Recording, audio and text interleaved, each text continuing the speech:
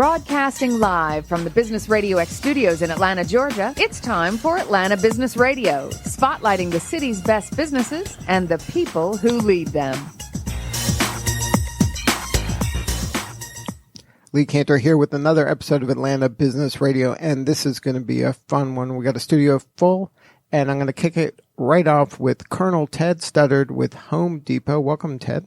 Hey, Lee. Good morning, and thank you for the opportunity to be here. Well, I'm excited to hear about your story. You've led quite the life.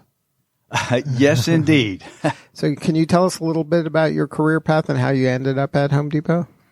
Well, you know, it's kind of a funny story. You never expect things to happen the way they do. And gosh, I was on my way to the airport one Saturday morning, and my wife was taking me. I was in command of a large unit in Dallas, Texas. It was 8th Marine Corps District and had about 6,300 people scattered across a large portion of the country, and things were going great. I'd been called to Washington, D.C. to sit on a board, a selection board. I was going to be there for about a month.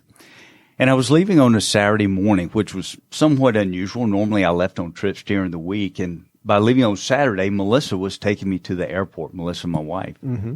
En route to the airport, I didn't feel too good. And Melissa said, you know, you really ought to stop by the ER on your way. And literally, we went right past Dallas Baylor Medical Center en route to the airport. So you figured you're going to be a guy, so it hurts, but it's not really pain. Exactly. Right? You know exactly. So, of course, Melissa does just what any well-intended spouse would do. She punked me out.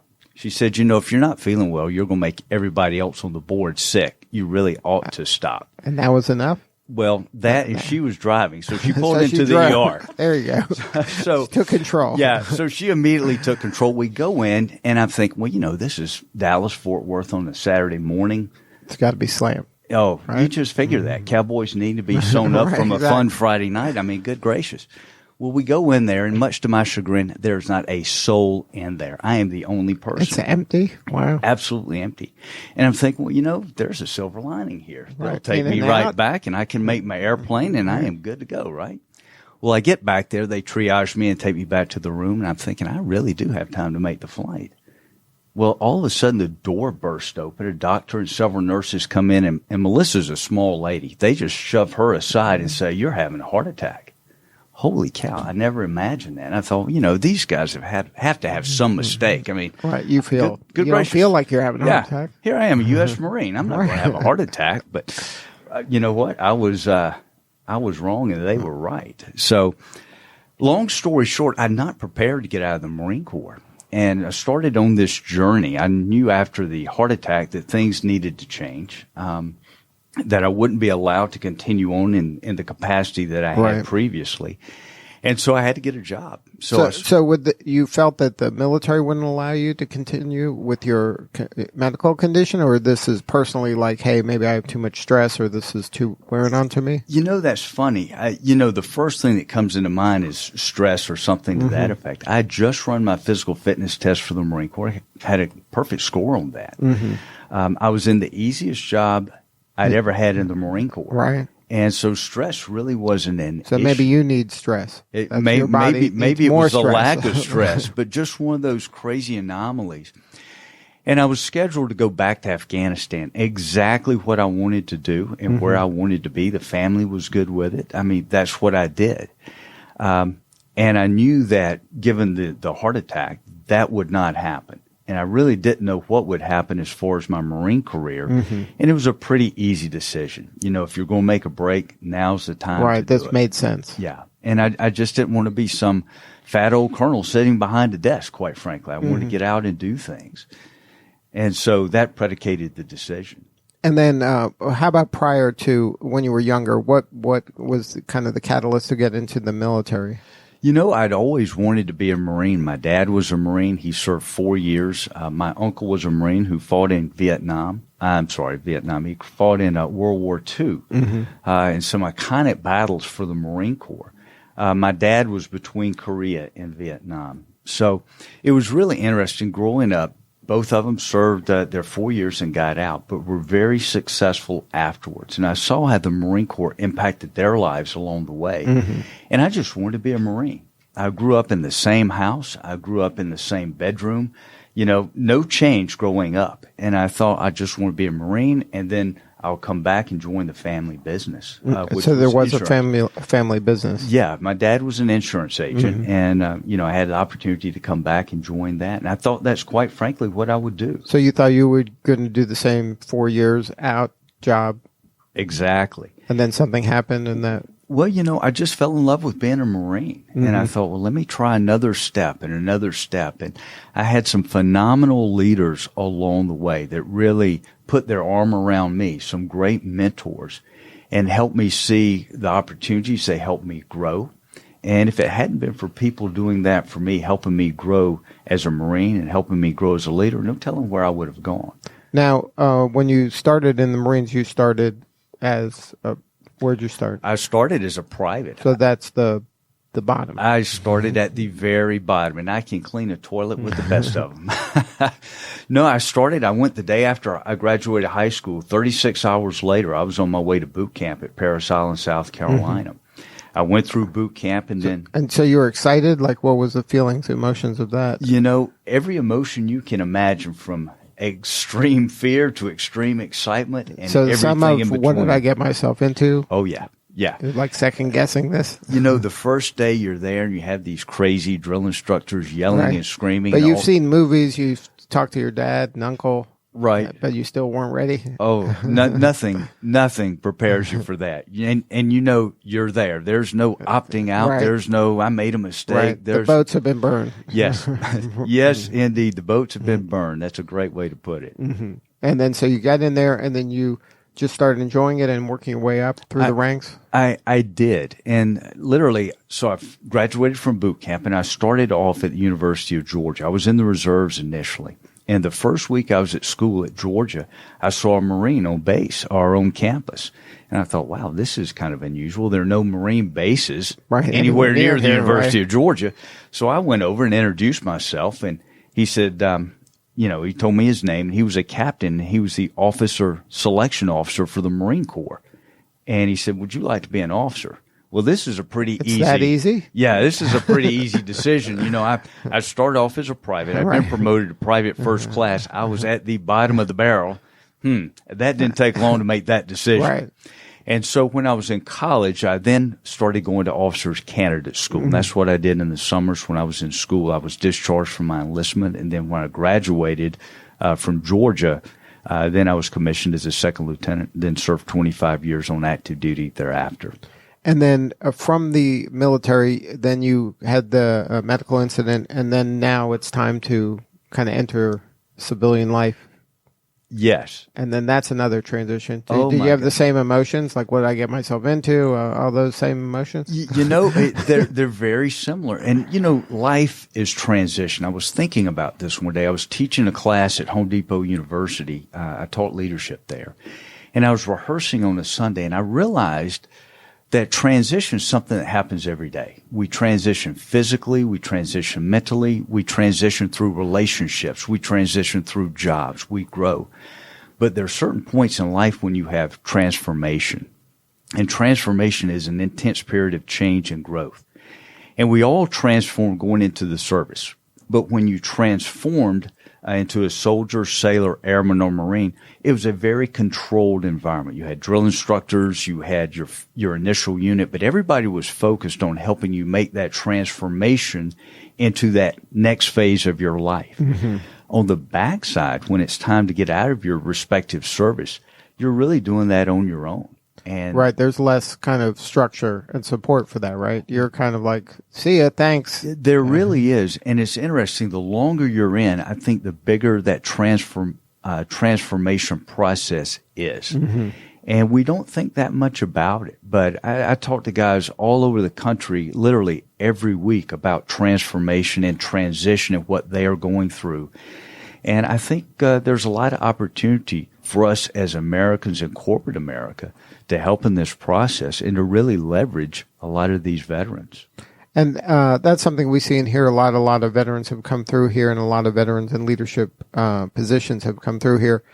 And they speak so highly of the training the leadership training and the ability to get the most out of a person and to get them to believe that they can do more. Right. And some of it, I think, is inherent in what they're signing up for. I mean, the why that they're involved with is pretty big.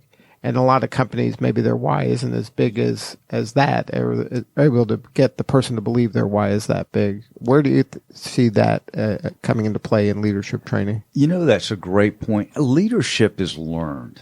And you think about the leadership, a guy like me, 25 years in the Marine Corps, I had 4+ years of postgraduate education, and it was centered around leadership. Not to mention the mentorship that was ingrained in everything that we did and everything that we would do on a day-to-day basis.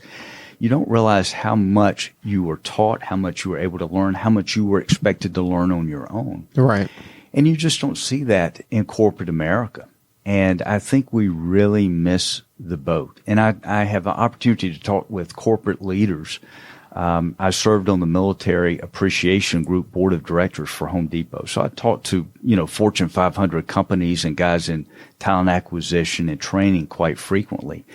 And I think we get so busy that we overlook some of the most basic things, and that's taking care of people through training and teaching and mentoring. Right. It's one of those catch-22s, like you're afraid you're going to train them and they're going to leave, and then it's worse if you don't train them and they stay, right? Well, that, but also I look at it as an investment in time. I get so busy, I just don't have the time to do this.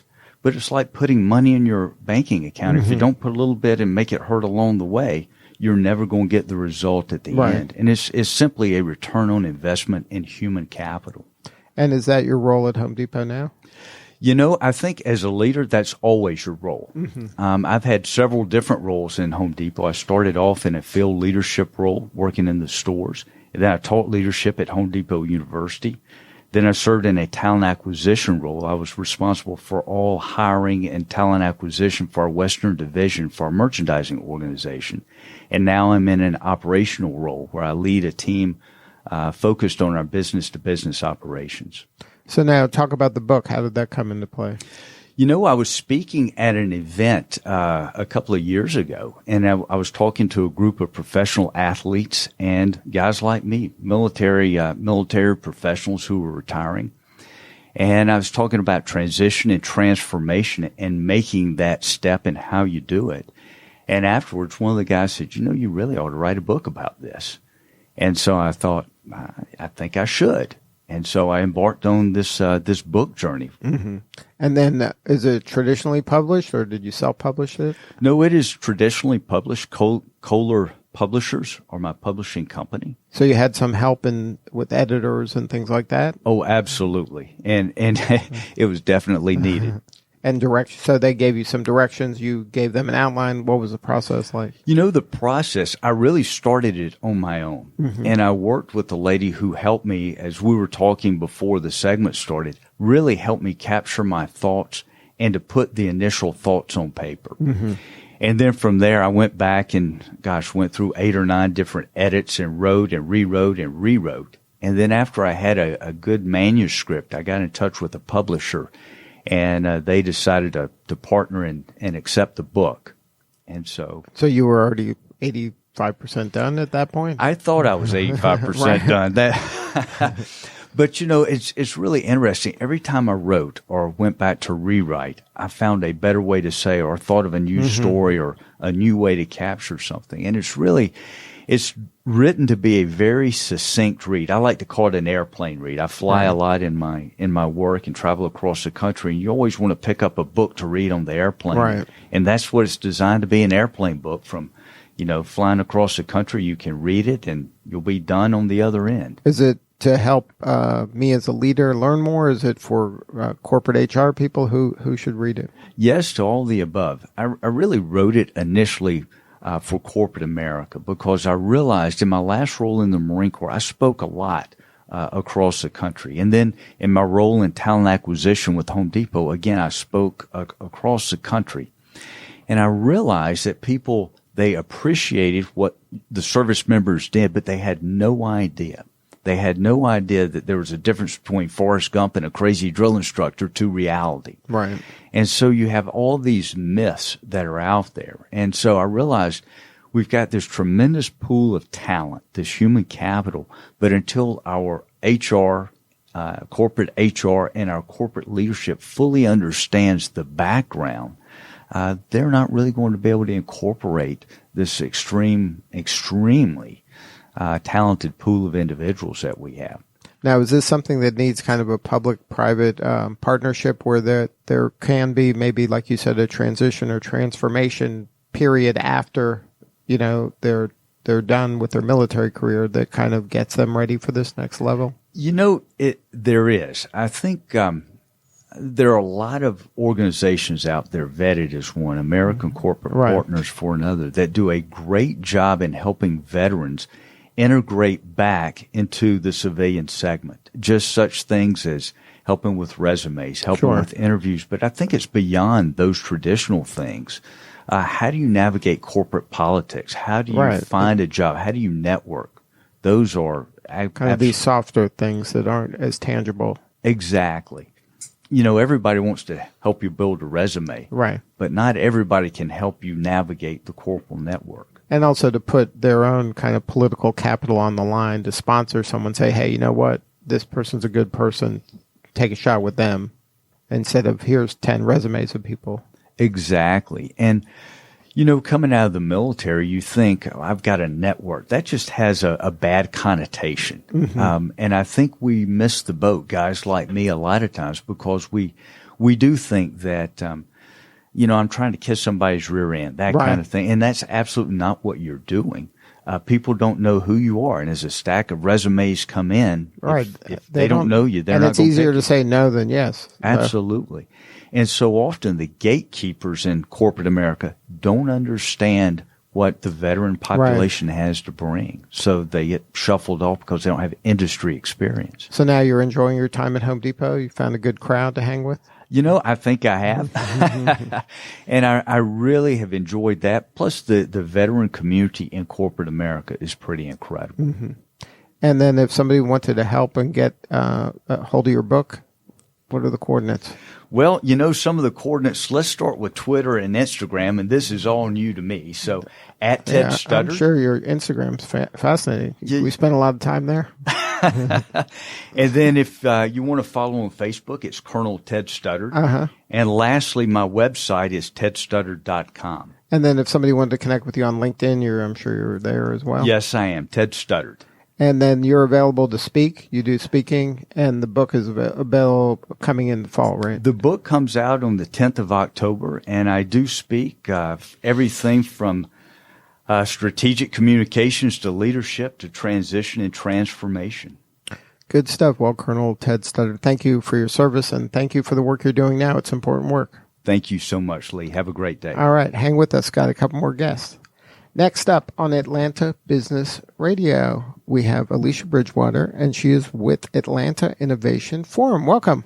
Well, welcome. I'm glad to be here. Thank you. So how'd that go? How'd Ted do? Awesome. I'm impressed. Tough to follow. Well, Alecia, tell us about Atlanta Innovation Forum. What's going on over there? I know they got a big name change. That's right.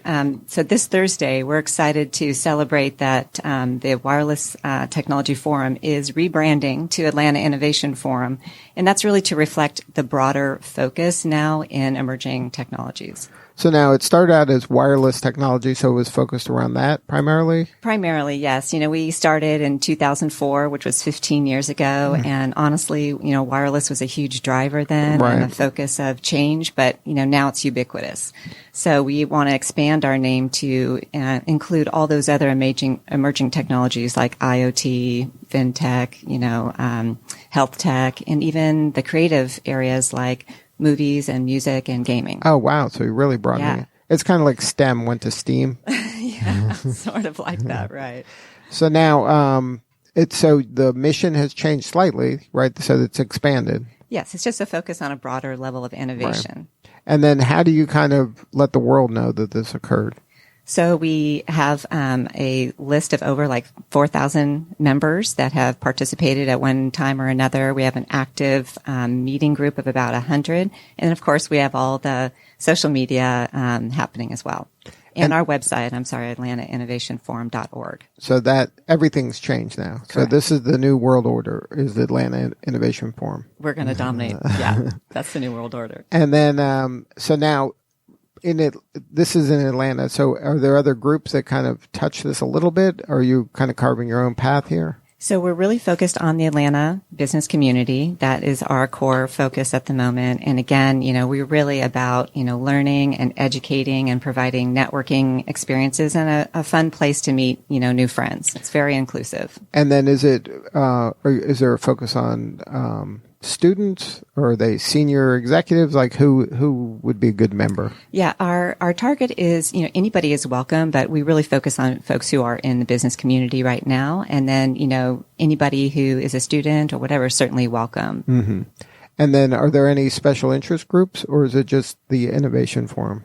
Yes. So underneath Atlanta Innovation Forum, we have Women Driving Innovation, which is our women's SIG. Through that group, we have a much more diverse focus and female focus, obviously, really showcasing to date like over 60 women in technology. Now, they're in technology in the role of an executive. Are they the coder technology person, or are they the marketing person, or anybody in any role? It could be all of the above. I mean, anybody who has a very interesting story, not every road is easy. So sometimes the tougher roads are actually more interesting. And what we really realized through Women Driving Innovation is that there is a gap in our community where women want to hear from other women, and they want to hear genuine stories and also have a chance to participate, earlier rather than later in an organization. So now this is a situation where women, maybe they're in a technology role, and then they don't see themselves or other women around the table. Exactly. There are not a lot of women in leadership roles. I think that's an area that's really growing and an area that we showcase. We purposely showcase those women. But for those who are aspiring to get there, the road is not always clear and the mentors are not always obvious. So this is a great way to showcase those people and really make a personal connection. Now, for you, was that your case? Were you involved in technology and then you were kind of the only woman in the room sometimes? Definitely sometimes. I mean, my whole career has been in technology marketing, so I've really enjoyed it. It's been a wild ride, but everyone needs a mentor, and everyone needs inspiration, and everyone needs to get to that next step if that's what they want to do. So now, is that how are you going to handle the mentoring part? Is there going to be opportunities where you're matchmaking, or you're kind of putting it out there? Look, we're looking for mentors, we're looking for mentees. We do have a mentor program as part of the Women's SIG that is up and coming. Right now, you would just be amazed because the room in those meetings just really evolves to, here's how I did it. Here are the obstacles I overcame. And, here's how I can help others too. So that's the Women's SIG. And I forgot to mention, the mobile, marketing innovation group as well. And they're a second SIG that we have under Atlanta Innovation Forum that's really about driving digital and mobile marketing efforts in Atlanta. And then, but that's from the marketing standpoint, not just the mobile standpoint, right? It's mobile and digital under Atlanta Marketing Innovation. That's the second SIG. Right. So is that because there's so many kind of marketing automation firms, things like that? Is that going to touch that? But, marketing's obviously changing dramatically with all the, change in technology. And one of the coolest things that group has initiated is Alexa skill training. Right. So the whole new marketing channel of voice recognition is exploding. And, we've taken the lead in that area in terms of come by and learn how to do an Alexa skill, learn what this new channel can do for you and your marketing. And then, so that is a lot of education there? Yeah, and it's a lot of hands-on. I mean, it's really fun and it's not that hard. And, we're, as marketers, you're always looking for a new way to communicate. So they're just getting started, and that's been an initial focus of theirs, which has attracted a lot of attention. So now, are the meetings going to change, or is it going to be the way that the wireless meetings were? Yes. So Wireless Technology Forum had always a panel of great industry leaders and audience participation through Q&A. But what we found out when we were in the process of rebranding is that, lots of people want to walk away with an experience. They want to say, hey, I went to an event where I learned how to, program an Alexa skill, or, I was part of, seeing a top innovation lab in Atlanta, or I was part of a hackathon. So I think we're going to include our panel structure, but also expand into more interactive formats. And then will it always be in one place, or are you going to move around? Yeah, this time what we're going to try to do is we have two phenomenal meeting sponsors where generally we host our meeting at the Atlanta Tech Village and also Atlanta Tech Park out in Peachtree Corners. Mm-hmm. But we are going to expand to try some new locations. Do some field trips. Yeah, and that'll bring in new people from different areas. Mm-hmm. Atlanta's so hard to, traffic through. So I think the new locations will bring in a new group of people and some new interests as well. And what's the most rewarding part of this for you? Oh, wow. I personally have really loved seeing younger people and people in transition get so inspired by our speakers and start to believe that they can make that transition too, and they're not stuck any longer. They have a group to support them. Now, how do you feel Atlanta's doing in terms of getting the word out around the country, as we are kind of a player in this space? Yes, I think it's great, actually. I think the Atlanta business community is so pro-communication, pro-business. You don't see that. I've been in a lot of other cities, and, I think they do a great job. I'm really happy to be part of this community of business owners and professionals. What about in terms of collaboration? Do you find that we're as good at collaborating as other markets, or better? I think so. I mean, I think the marketing that goes behind bringing major events to Atlanta, like the Super Bowl and college championships and, all the, big corporate headquarters that have recently moved here is phenomenal. I mean, that's first class marketing. So now you have an event coming up on the 15th. Can you talk a little bit about what's going to happen there? Yes, actually. So everybody has got to come. It's going to be a really fun evening. It takes place at Atlanta Tech Park on August 15th from 6 to 8 p.m. And we're going to be featuring Michael Chong, who's recently published an exciting new book on Uber trends. So how trends and innovation are transforming our future. So it's a perfect tie with our new rebranding in terms of innovation. And he is a really enthusiastic speaker, and he's going to share the top Uber trends we all need to embrace to be successful in the future. And then, so he's going to talk about the book, and I know that I'm going to be involved. I'm going to be facilitating the fireside chat after. That's right. So you think he'll be nervous? I ask hard questions. I ask hard questions.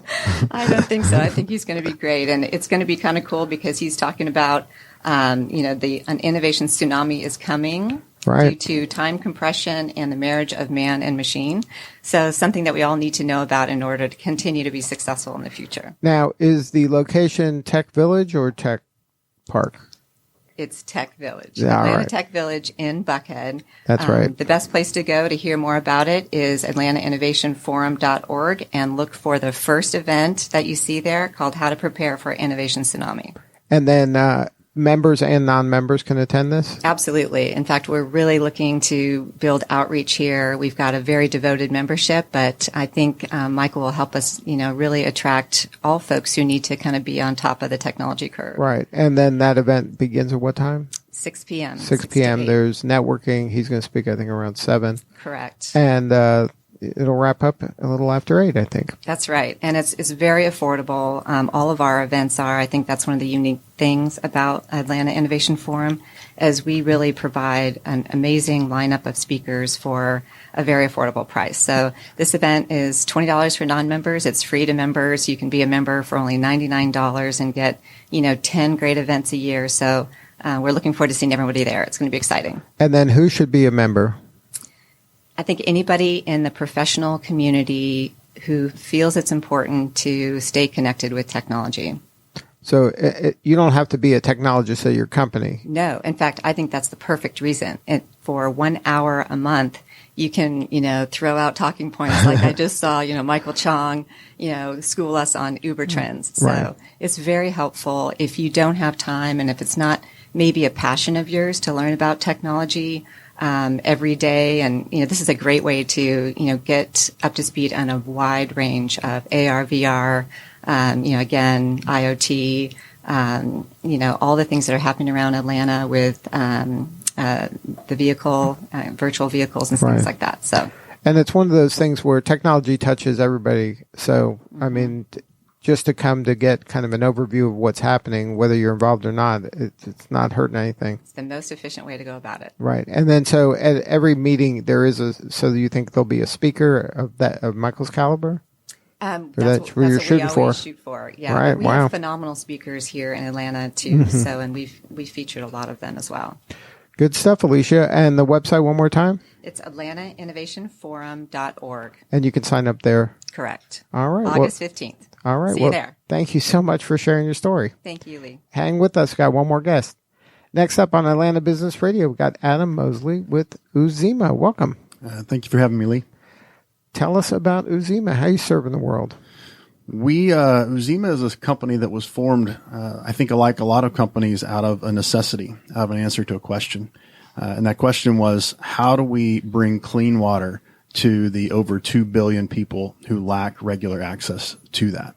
So you had that question? Our founder, Bill Coble. Bill lives in Kenya. He's been there about 10 years, and he was trying to serve a variety of communities and meet their greatest needs. And the one that seemed to touch on everything, as he was looking at healthcare, at education, at poverty, everything sort of circled back to clean water. And so he started trying to tackle this idea of bringing clean water to people in a really affordable way, at scale, without sort of some of the complications and limitations that you have if you're trying to create, large water infrastructure where you're having to deal with government entities and all sorts of things that tend to bog down that system. And so he went with a really simple solution, using a technology that's been around for decades, called hollow fiber membrane filtration.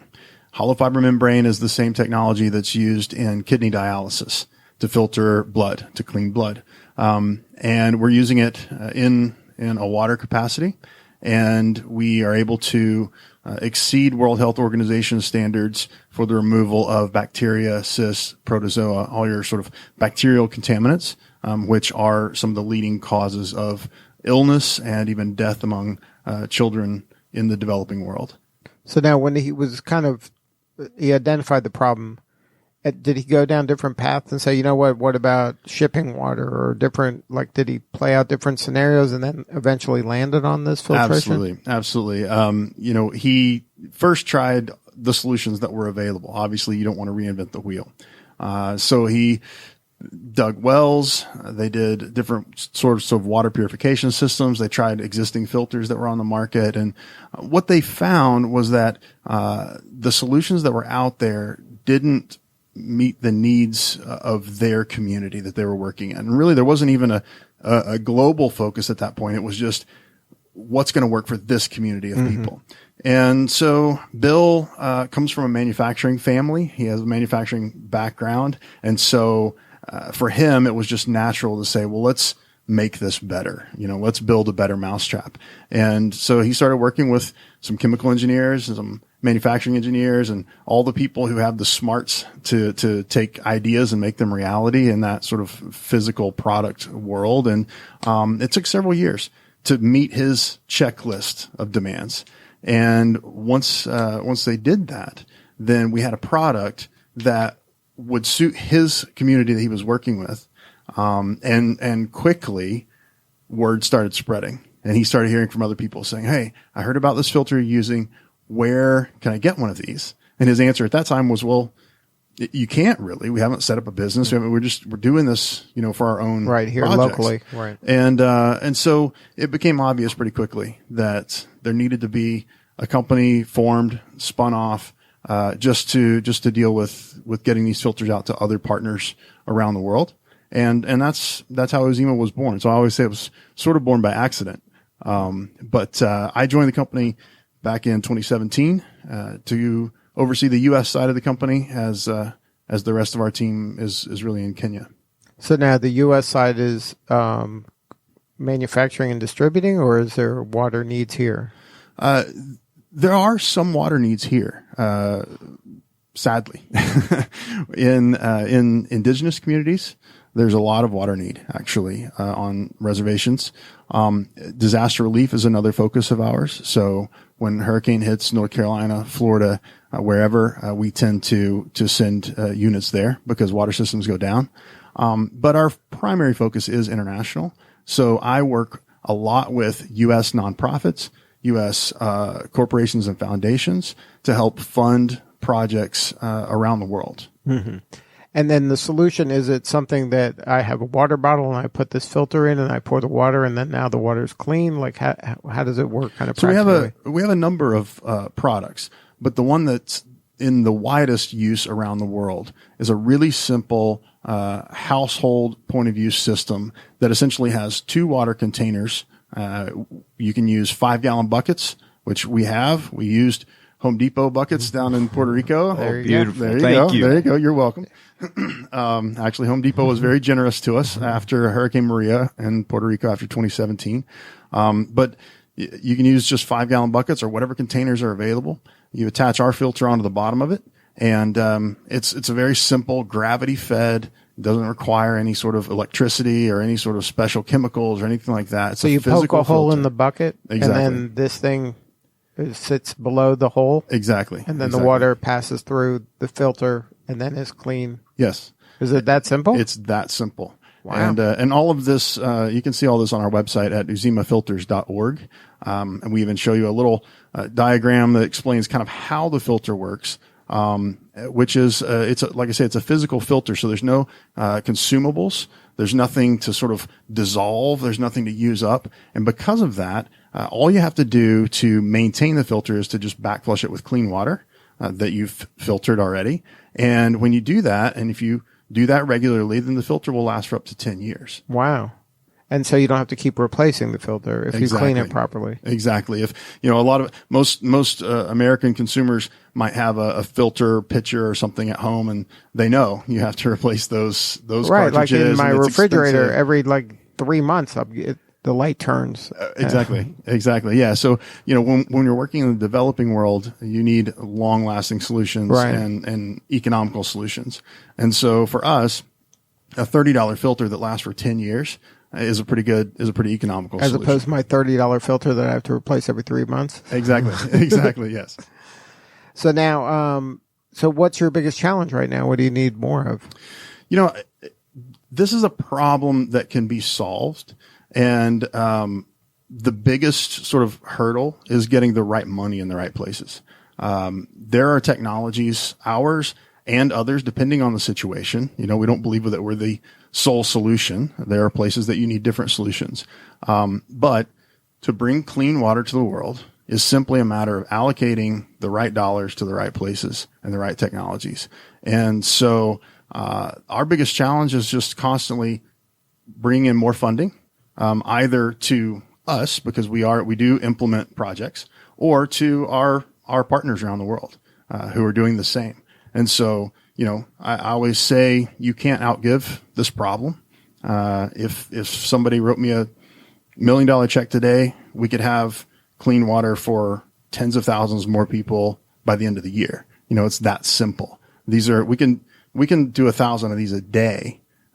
Distribute 1,000 of these a day with just our team in Kenya, let alone the rest of our partners. And so it's simply a matter of getting the dollars, moving in the right direction, identifying the communities, and then making sure that they have clean water. So now, once you find a community that has a need, then you just give them the bucket and the filter, and then like how much education does it take for them to do it properly? Because once it's clogged up with all the bad stuff, and if they don't clean it, then you're back to where you started. So education is a big key to what we're doing. The education on the use of the filter is actually very simple. Only takes a couple of minutes to show somebody how to backflush the filter, to remind them that they need to do that. The nice thing about the filter is that it sort of reminds you on its own. It will slow down. Water will stop flowing through it if you don't clean it. So then you sort of recognize, I need to clean. Kind of like your car will stop running if you don't put fuel gas in it. right? And so that part is easy. The more difficult part is when you're working with communities who have been drinking from this contaminated water source for generations. And you're trying to tell them, hey, now you need to put your water through this thing before you drink it. you have to give them an education on why that is. Even those who may have been to school and have learned about some of these things, sometimes we know things in our head, but they don't really sink into our lifestyle.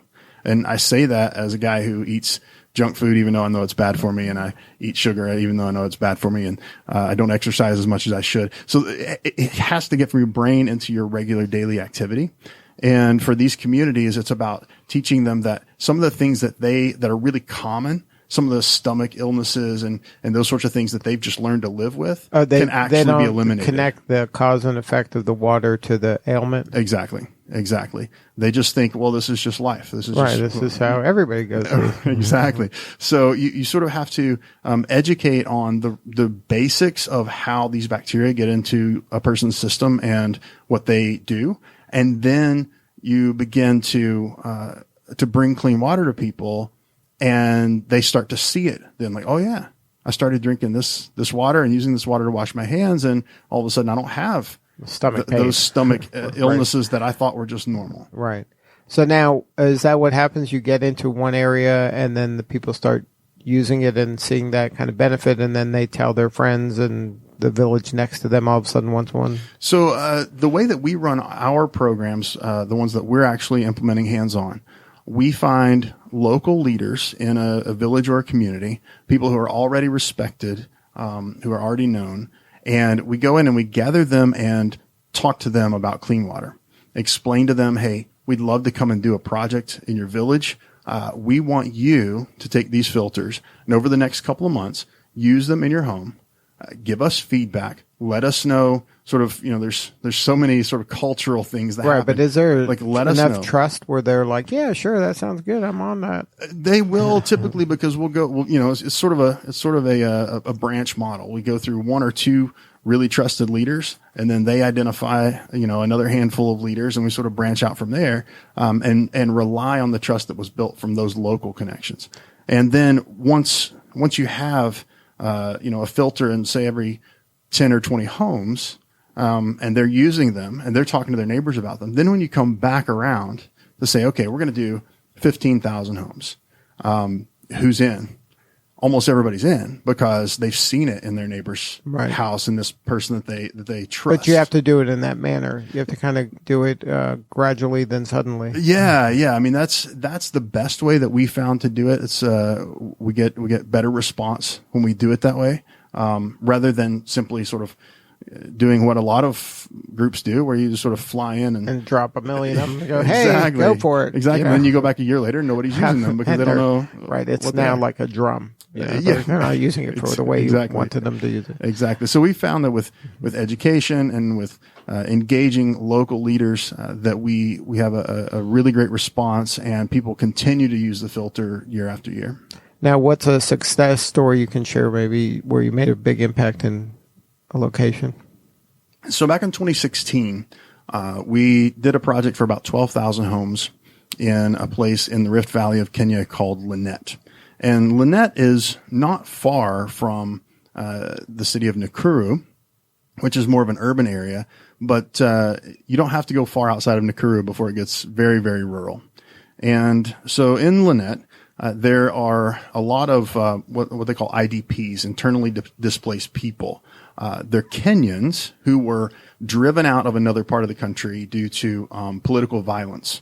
And so the government has helped resettle them in this area, but they resettled them basically on land, right? Just land. There's no infrastructure there. Right. No one's going to kill you here. Go for it. Exactly. Make it work. So they started out with, tarps and tents and those sorts of things, and they've slowly built dwellings. And, but you have now these 12,000 homes that didn't have access to clean water.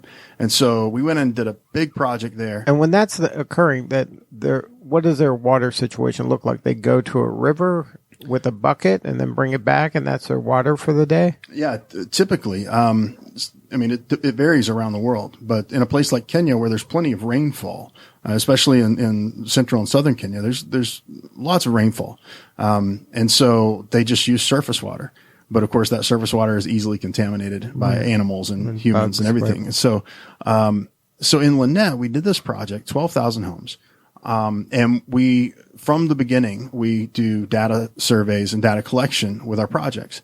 And so we have a survey that we ask before we give someone the filter, and then we'll follow up 6 months later, a year later, to say, okay, what's the results, and be able to compare those and graph those. And in Lynette, what we found on our initial follow-ups is that we were seeing an 89.9% reduction in the instances of waterborne disease in those households. We were seeing about a $225 per year medical savings for these families, many of whom might only make a couple of dollars a day. Right. And we were seeing a massive reduction, almost 95% reduction in the number of school days missed for kids, in the number of work days missed. Right. Like for adults. you don't realize how many other things are connected to this. Exactly. And so that was our data, and that was great. But about a little over a year ago, we got a call from the Minister of Health in that county, and they had been looking at their data. There was a cholera outbreak in the county, pretty significant one. And they were looking at their data and seeing which map of where it was happening, which clinics had, were sort of the hot spots. And they sort of saw this area this oasis that had no instances of cholera at all. And so they started asking around, like, what's different about this area versus others? And it was the area that we had distributed the filters. Right. And so they became really interested in what we're doing. And so now we have an MOU with that county, with the Minister of Health there, to put these filters, eventually, to put these filters in every home in the county. Good stuff. So now you need more partners here in America. You need more opportunity and to make them aware in these other countries. If somebody wanted to learn more and wants to help, again, what's the website? It's uzimafilters.org. That's UZIMA filters.org. Well, Adam, thank you so much for sharing your story today. Thanks so much, Lee. All right. Thanks to all our guests. This is Lee Cantor. We will see you all next time on Atlanta Business Radio.